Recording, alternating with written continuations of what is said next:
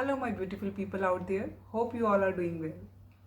अक्सर क्या होता है कि बच्चे जब कोई गलती करते हैं या हमारे बच्चे की कोई कंप्लेंट हमसे करता है तो हम फटाफट से बच्चे को डांटने लग जाते हैं कि ऐसे क्यों किया, ये क्या कर दिया तुमने, तुम तो हमेशा ही ऐसा करते हो। या फिर चलो अंकल को सॉरी बोलो, आंटी को सॉरी बोलो। उस टाइम हम ये नहीं सोचते कि बच्चे पे क्या बीत रही है। गलती हो गई, now what is needed to be done. अब करना क्या है।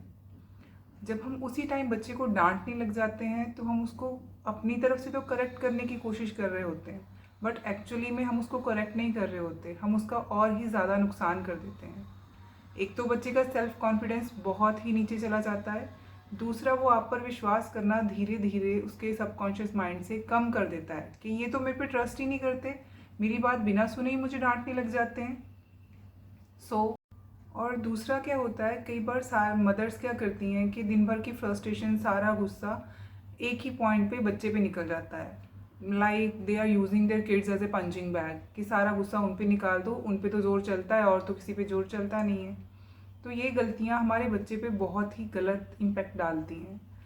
तो बच्चे बहुत रिजेक्टेड फील करते हैं, दे डोंट फील एक्सेप्टेड। तो आप खुद ही अपने बच्चे को, जिससे आप सबसे ज़्यादा प्यार करते हो, धीरे धीरे अपने से दूर कर देते हैं।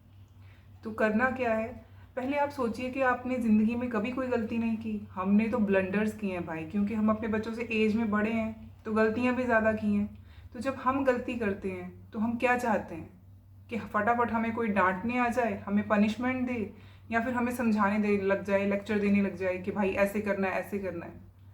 ज़रा एक मिनट रुकिए और सोच के देखिए, जब हम गलती करते हैं तो हम क्या चाहते हैं कि हमारे साथ कैसा बिहेव किया जाए।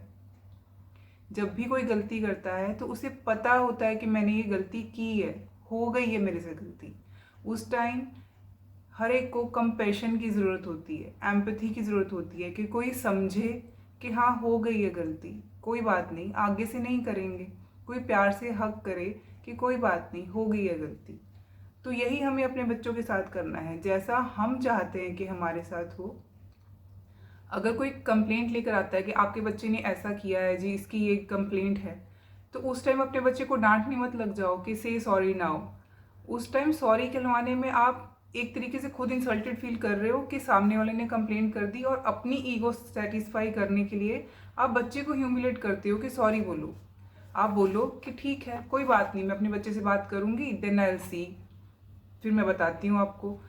तो आप पहले अपने बच्चे से पूछिए हुआ क्या था, क्या उसकी गलती है भी या नहीं भी, सॉरी कहना ज़रूरी भी है या नहीं भी है। और या फिर घर पे भी कोई गलती करता है बच्चा तो आप बोलते हैं सॉरी बोलो, चलो अभी सॉरी बोलो। क्या सॉरी बोलने से सारी प्रॉब्लम ख़त्म हो जाती है?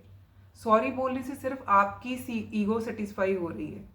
आप कहते हो बच्चे को कि अभी मान मेरी बात, जो मैं बोल रही हूँ, जो मैं समझा रही हूँ, अभी सुन, अभी मेरी बात मान। अभी मान मतलब आपका अभिमान सेटिस्फाई होना चाहिए, आपकी ईगो सेटिस्फाई होनी चाहिए। उससे बच्चे का कोई फ़ायदा नहीं हो रहा है। तो जैसे हमें अपनी गलती का पता होता है, और हर इंसान को भगवान ने इतनी कॉन्शियस दी है कि जब भी कोई गलती करता है उसे पता होता है कि मेरे से गलती हो गई है। तो आप अपने बच्चे को समझाएं। समझाएं तो खैर बाद में, पहले एक बार प्यार से हक करें कि आई अंडरस्टैंड, मैं समझता हूँ, मैं समझती हूँ कि हो गई है गलती, कोई बात नहीं, अब देखते हैं मिलके इस प्रॉब्लम का क्या सोल्यूशन है। और अगर आपको समझाना है तो उसी टाइम नहीं समझाना इमीडिएट। उस टाइम बच्चा इतना डरा हुआ होता है, घबराया हुआ होता है, उसकी सेल्फ कॉन्फिडेंस ऑलरेडी डाउन होती है, तो आप समझाएंगे भी तो उसको कुछ समझ नहीं आने वाला। रुक जाइए एक दो दिन, उसके बाद आप समझाइए। और समझाने में लंबा लेक्चर देने की कोई ज़रूरत नहीं है। आप एक लाइन में भी उस प्रॉब्लम का सलूशन बता देंगे तो बच्चे समझ जाते हैं। उल्टा जब आप नया लेक्चर देना, लंबा लेक्चर देते हैं तो they don't want to listen. उनको ऐसे लगता है कि ये पेरेंट्स हमें समझ रहे हैं कि हम गलत हैं और ये लेक्चर दे रहे हैं। पहले आप एक्सेप्ट कीजिए कि मेरा बच्चा गलत नहीं है, आपका ही बच्चा है, आप पे ही जाएगा, हमारे बच्चे हम पे ही जाते हैं। तो ऑब्वियसली ट्रस्ट रखिए कि वो कुछ भी गलत नहीं करेंगे। तो उनको पहले समझिए, एक्सेप्ट कीजिए। उनको ये लगना चाहिए कि मेरे पेरेंट्स को मेरे पे पूरा विश्वास है, तभी वो आपको सच बताना शुरू करेंगे। कई बार पेरेंट्स सोचते हैं कि बच्चा तो हमें सच बताता ही नहीं है, इसे मैं इतना प्यार करती हूँ फिर भी ये समझता ही नहीं है। क्यों? क्योंकि उनको फीलिंग नहीं आती, दे डोंट फील लव्ड। पहले उनको लव्ड फील कराइए, उनको एक्सेप्ट कीजिए दिल से। जैसे मैंने पिछली वीडियो में भी बोला था कि उनके बारे में नेगेटिवली बात करना बंद कीजिए।